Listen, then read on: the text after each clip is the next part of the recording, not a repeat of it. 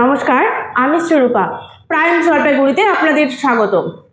আজ বহু প্রতীক্ষিত 10ই সেপ্টেম্বর। হ্যাঁ, আজকেই জলপাইগুড়িতে চলে এসেছিলেন রাজ্যের মুখ্যমন্ত্রী মাননীয়া মমতা বন্দ্যোপাধ্যায়। জলপাইগুড়ির এবিপিসি ময়দানে এসেছিলেন তিনি, আর তাকে ঘিরে জলপাইগুড়ি শহরে ছিল সাজো সাজো রব। আজ মাননীয় মুখ্যমন্ত্রী রাজ্য সরকারের বিভিন্ন প্রকল্পের উপভোক্তাদের হাতে নানান সামগ্রী তুলে দিলেন। তিনি বলেন, জলপাইগুড়ি জেলায় 400 কোটির প্রকল্প চালু রয়েছে, যার সুবিধা পাচ্ছেন 1,55,000 মানুষ। চা বাগান শ্রমিকদের নিয়েও কিন্তু এক গুচ্ছ পরিকল্পনা গ্রহণ করেছেন মাননীয়া। তিনি বলেছেন, চা সুন্দরী প্রকল্পে চা বাগান শ্রমিকদের পাকা বাড়ি দেওয়া হবে। এছাড়াও এবারের পুজোয় চা বাগান শ্রমিকরা পাবেন পুজোর বোনাস। পাশাপাশি বিভিন্ন জেলায় কয়েকটি প্রকল্পের শিলান্যাস এবং উদ্বোধন করেন। তিনি বলেন, জলপাইগুড়ি জেলায় 75 কোটি টাকা ব্যয়ে একটি জলের মনিটরিং তৈরি হচ্ছে।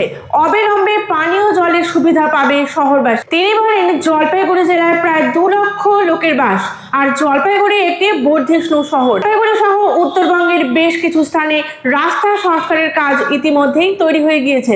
এছাড়াও কন্যাশ্রী, রূপশ্রী, শিক্ষাশ্রী এবং সবুজ সাথী সংক্রান্ত নানান পরিকল্পনা আজ পেশ করেন মাননীয় মুখ্যমন্ত্রী মমতা বন্দ্যোপাধ্যায়।